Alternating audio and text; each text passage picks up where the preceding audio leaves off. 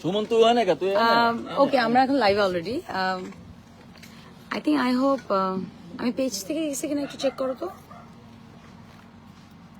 I think it's page it's my official page আমরা আসলে hello everyone is it page let me see হ্যাঁ এটা page okay আসসালামু আলাইকুম everyone I know it's too late অনেক রাত হয়ে গেছে আমরা এখনো শুটিং করছি পুতুলের বিয়ে যেটা নিয়ে আসলে 2 দিন আসলে অনেক কিছু হয়ে গেছে সবার মধ্যে একটা ভুল ভ্রান্তি কাজ করছে আমি আসলে আমার লাইফে এরকম লাইভে আসিনি বাট আমার কাছে মনে হয়েছে যখন একটা মিথ্যা কথা এভাবে কুচ্ছা রটানো হবে এবং একটা মেয়ে যখন দেখবে যে আরেকটা আর্টিস্ট কথা বলছে না বলে যা তা বলেই যাবে করেই যাবে তখন আমার কাছে মনে হয়েছে না আমার অডিয়েন্স তো এখন একটা ভুল ভ্রান্তিতে আছে ওইটার জন্য হলেও আমার এটাকে আসলে ক্লিয়ার করাটা খুব important that's why I am with my team আচ্ছা এবার একটু দূরে গিয়ে ধরো I am with my team আমার পাশে আছে রিঙ্কু ভাই আমার পুতুলের বিয়ের পুরো টিম নাইম ভাই আছে শিমুল কাকা আছে each and every one so আমি চাই যে ব্যাপারটা ঘটে গেছে কালকে সেই ব্যাপারটা নিয়ে যদি আমার যে আর্টিস্ট ফিমেল আর্টিস্ট যতগুলা কথা বলেছে আমি ডিউ টু রেসপেক্ট তাকে বলতে চাই যে সে যদি আসলে একটা থাপ্পড়ে বা 2টা থাপ্পড়ে বা 3টা থাপ্পড়ে একটু বেশি ব্যথা পেত তাহলে সে ওটা যদি কমপ্লেন করতো আমার সংগঠন আছে আমার ডিরেক্টর আছে আমি এটা মেনে নিতাম যে সে শুধু আমার কাজটার ব্যাপারে কথা বলেছে যে আচ্ছা আপু আমাকে একটু জোরে মারছে বাট সে আসলে সংগঠন হোক ডিরেক্টর হোক কারোর সাথে কোনো কথা বলেনি সে ডিরেক্ট চলে গেছে লাইভে গিয়ে পুরো বিশ্বকে জানালো এতে আমরা অনেকেই চিনলাম তাকে আরো ভালো মতো চিনলাম যারা আমরা চিনিও না সমস্যা নেই তো যেটা হয়েছে যে আরো অনেক মিথ্যা কুচ্ছা রটানো হচ্ছে যেটা আমার জন্য 12-15 বছরের ক্যারিয়ারে এটা আমার জন্য অনেক দুঃখজনক এবং আমার কাছে মনে হয় আমার অডিয়েন্সের এই ভুলভ্রান্তিটা ভাঙানোটা খুব ইম্পর্টেন্ট যার কারণে আসলে আমি লাইভে আসা so can you say something আমার সবচেয়ে খারাপ লাগছে যেটা যে আমার সেট আমরা দীর্ঘদিন এই টিম কাজ করছি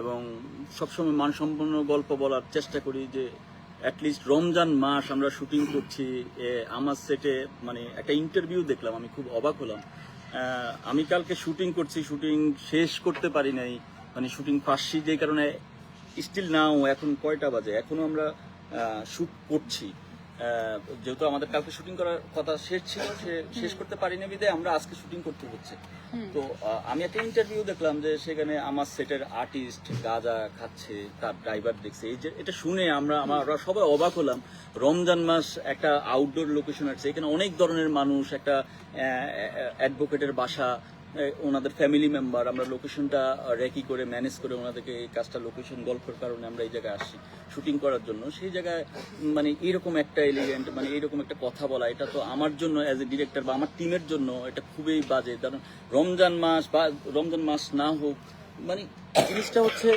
মানে গাঁজা খাচ্ছে বা উনি যে কথাটা বলছে এটা খুবই ভিত্তিহীন মানে এখানে তারপর ঢুকলাম মানে এটা খুবই ভিত্তিহীন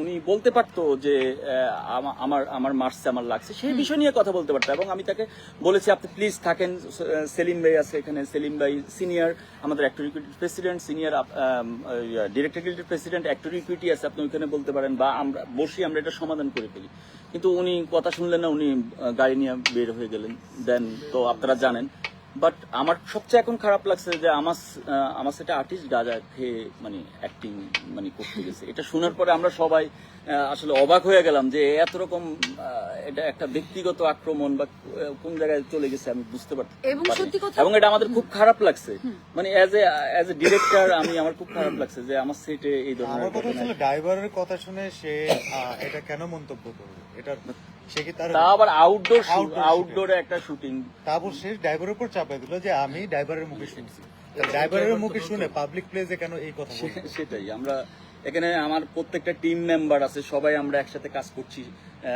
আজকে 5 নম্বর দিন এই শুটিংটা আমরা করছি তো এই জায়গাটা আমারও মনে হয়েছে যে না এটা নিয়ে কথা বলা উচিত এটা ক্লিয়ার করার একটা জিনিস আমি মেইনলি বলতে চাই আমি আসলে আমার লাইফে কখনো লাইভে আসিনি আমার কাছে মনে হয়েছে ইট হ্যাজ টু বি স্টপ হ্যাঁ, সো আমি যেমন একটু আগে আমার ফেসবুকে ঢুকলাম, এন্ড আমার একটা বিষয় একটু বলার আছে যে আমি অবশ্যই আইনি পদক্ষেপ নিব এটার বিরুদ্ধে, যে এত বড় একটা মিথ্যা কথা তার ড্রাইভার যেহেতু দেখেছে, সো তার ড্রাইভার মানে আইনি পদক্ষেপের আগেও কিন্তু এটা মাথায় রাখতে হবে, আমাদের একটা সংগঠন আছে। আপনার যদি একটু ব্যথা লেগে থাকে, আমার এখানে কাটা, আমার পায়ে কেটে গেছে, আমরা 5 দিন ধরে শুটিং করছি, আমাদের অনেক অ্যাক্সিডেন্টলি আমাদের লেগে যেতে পারে। সো ব্যক্তিগত আক্রমণটা আপনি আমাকে করেছেন, যেটা আমার মনে হয় আমি যদি করতাম তাহলে আসলে আপনি আমার সেটেই থাকতেন না, আমার কাছে এটা মনে হয়েছে। আপনি আমাকে একটা কথা বললেন যে আপনি হঠাৎ করে আমাকে একটা যাওয়ার সময় একটা কথা বলে গেছে, তোমাদের কি মনে আছে যে যাওয়ার সময় বলে গেছে তুমি আমাকে মারলা, আমি এখনই, আমাকে হুমকি দিয়ে গেছে সে যে আমি সাংবাদিকদেরকে জানাবো, প্রেস কনফারেন্স করবো, সামথিং লাইক দ্যাট। সো তার এটা আসলে প্রি প্ল্যান ছিল। আর তাকে যদি আমি মারতামই, সে প্রথম দিন কেন সেটে কমপ্লেন করেনি? আমি তো তাকে মেরেছি for my character, for my story. So আমি যদি তাকে মারতাম, মানে আমি যদি তাকে ব্যক্তিগত আক্রমণই করতাম, সে কিন্তু প্রথম দিন আমার ডিরেক্টরকে বলতে পারতো, আমার ডিরেক্টর আমাকে বলতো, তখন আমরা জিনিসটা সলভ করতাম। সে সংগঠনকেও জানায়নি, কিন্তু সে ডিরেক্ট চলে গেছে লাইভে। সো উইচ ইজ নট মানে এটা পুরোপুরি কিন্তু ব্যক্তিগত আক্রমণ। আমার মনে হয় ব্যক্তিগত আক্রমণটা সে করেছে, সে একটা আরেকজন অ্যাক্টরের নাম নিচ্ছে, এগুলো নিয়ে আমি কোনো কথা বলতে চাই না, একদমই কথা বলতে চাই না।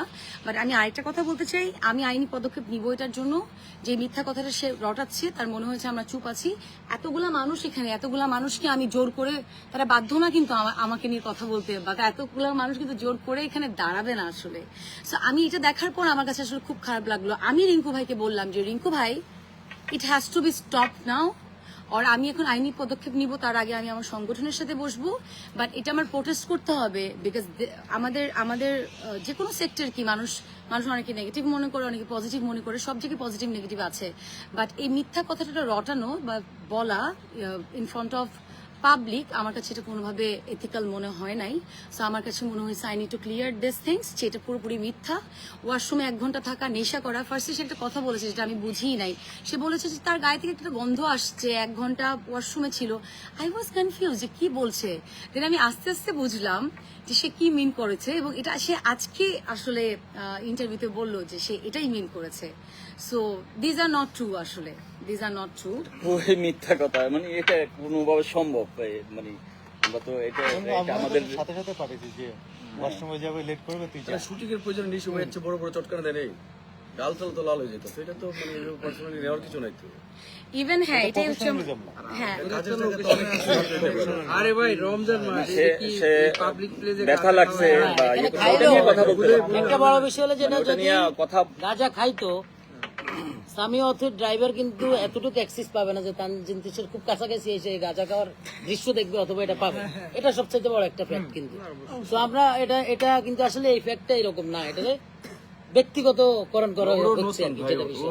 তো আমরা যেটা হচ্ছে যে বিষয়টা আছে, ওই বিষয়টা যদি থাকে ওটা নিয়ে আলাপ হইতে হ্যাঁ, পারতো। যদি এটা যে এবং মার হচ্ছে- পর্যন্ত হ্যাঁ, হতো যে situation তার ছিল, গায়ে কিন্তু লেগেছে। এখনো অগোছালো। আমাদের সেটের বিরুদ্ধে কিন্তু একটা ইলিগেশন আসছে, যেটা আসলে এটা অসম্মানজনক আমাদের সেটের, যেটা still we are doing shooting. সে অলরেডি আমাদেরকে ফাঁসি দিয়ে কালকে চলে গেছে, যেটা আমাদের I have to say that.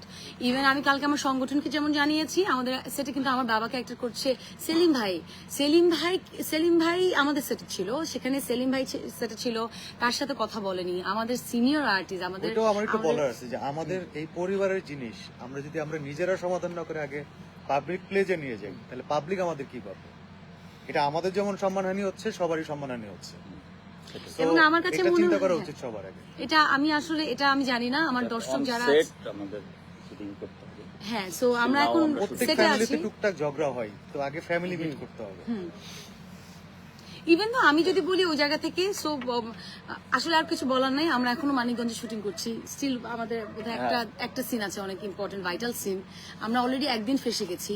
এই আর্টিস্ট আমার যে কো আর্টিস্ট চলে গেছে হঠাৎ করে। সো আমরা অলরেডি ক্ষতিগ্রস্ত এটার জন্য।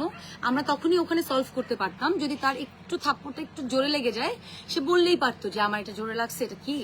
বাট এটা এত পর্যায়ে নিয়ে যাওয়া, আসলে তার এটা প্রফেশনাল জায়গা, আরো বেশি হাইলাইটেড হওয়া ছাড়া আসলে আর কিছু না, এটা আমার মনে হয়। এনিওয়ে, আইন আছে এবং আমাদের অ্যাক্টর সিকিউরিটি আছে, আমাদের ডিরেক্টর গিলস আছে, তারা এখন সুবিচার দিবে। সুবিচারটা তারাই দিবে, আই হোপ সো।